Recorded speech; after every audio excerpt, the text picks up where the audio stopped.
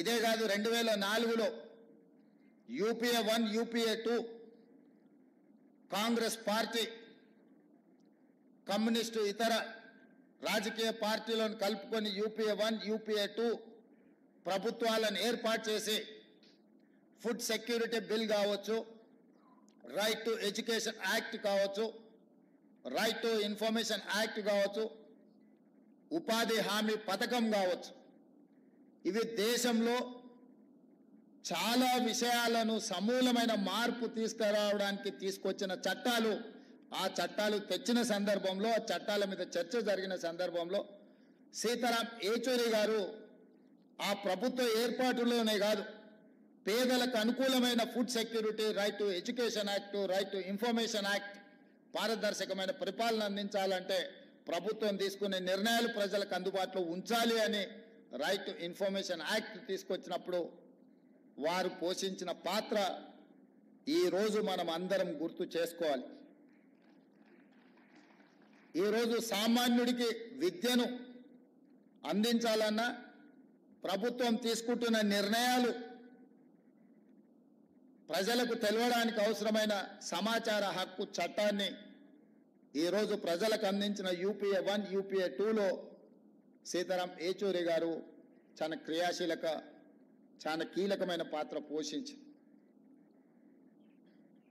అలాంటి సీతారాం ఏచూరి గారు అధికారాన్ని నిలబెట్టుకోవడానికి భారతీయ జనతా పార్టీ తీసుకొస్తున్న రాజ్యాంగ మార్పులు కావచ్చు, రాజ్యాంగ సవరణలు కావచ్చు, రాజ్యాంగ సవరణ పరిపాలన పరమైన అంశం కాదు,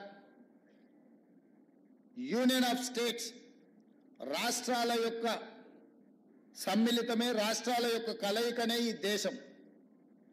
యూనియన్ ఆఫ్ స్టేట్స్ అనే స్పిరిట్ని ఈరోజు దెబ్బతీసి జమిలీ ఎన్నికల ముసుగులో తమ ఆధిపత్యాన్ని నిరూపించుకోవాలని చెప్పి బీజేపీ చేస్తున్న ప్రయత్నాన్ని తిప్పికొట్టాలి. ఈ తిప్పికొట్టాల్సిన కీలక సమయంలో సీతారాం ఏచూరి గారు లేకపోవడం ఇది దేశానికే తీరని లోటు. ఇది సిపిఎంకు, కామ్రేడ్ కార్యకర్తలకు కాదు.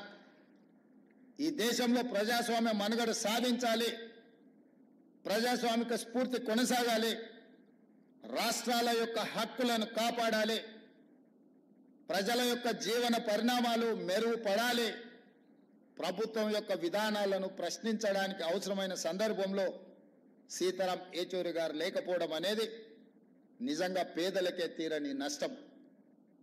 అందుకే మన ప్రాంతం నుంచి జాతీయ రాజకీయాలలో నేను ఈ మధ్యకాలంలో చాలా సందర్భాలలో ప్రస్తావించిన, జాతీయ రాజకీయాలలో తెలుగు వాళ్ళ ప్రాధాన్యత, నమ్మిన సిద్ధాంతం కోసం కట్టుబడి ఉన్న వాళ్ళ సంఖ్య క్రమేణా తగ్గుతూ పోతుంది.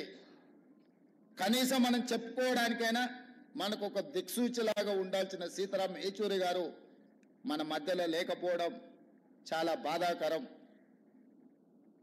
ఏది ఏమైనా వారు కేరళలో కాంగ్రెస్ వర్సెస్ కమ్యూనిస్టులు ఎన్నికలలో కొట్లాడిన, జాతీయ స్థాయిలో కలిసి పనిచేసి బీజేపీ శక్తులను నిర్మూలించడానికి కాంగ్రెస్ కమ్యూనిస్టులు కలిసి పనిచేయడానికి సీతారాం ఏచూరి గారు తన సమయస్ఫూర్తితో, సమన్వయంతో దేశ రాజకీయాలలో కాంగ్రెస్ను, కమ్యూనిస్టులను కలిసి పనిచేసే విధంగా ప్రజల యొక్క కోణంలో నిర్ణయాలు తీసుకోవడంలో వారు చాలా కీలకమైన భూమిక పోషించారు.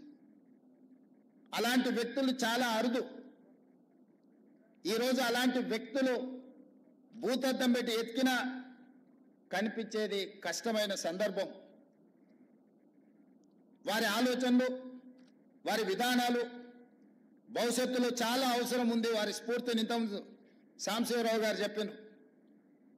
వారు మరణించినప్పుడు దేశంలోనే ఉండే అన్ని మీడియా సంస్థలు ఈ దేశంలో ఒక ప్రధానమంత్రి, ఒక గొప్ప స్వాతంత్ర సమరయోధుడు చనిపోతే ఏ విధమైన విశ్లేషణలు, ఏ విధమైన చర్చా కార్యక్రమాలను తీసుకుంటారో సీతారాం ఏచూరి గారు చనిపోయినప్పుడు కూడా అలాంటి విశ్లేషణ, అలాంటి కార్యక్రమాలను తీసుకున్నారు అని అంటే వారి యొక్క కమిట్మెంట్ విద్యార్థి దశ నుంచి స్టూడెంట్ ఫెడరేషన్ ఆఫ్ ఇండియా కార్యకర్త నుంచి జేఎన్యూలో, ఆ తర్వాత రాజ్యసభ సభ్యుడిగా కావచ్చు, సిపిఎం ప్రధాన కార్యదర్శిగా కావచ్చు, లేకపోతే యునైటెడ్ ఫ్రంట్ కావచ్చు, యూపీఏ కావచ్చు, యూపీఏ 1 యూపీఏ 2లో కావచ్చు, వారు చాలా క్రియాశీలక పాత్ర పోషించి, అలాంటి వారు లేకపోవడం, అలాంటి వారిని కోల్పోవడం ఇది సమాజానికే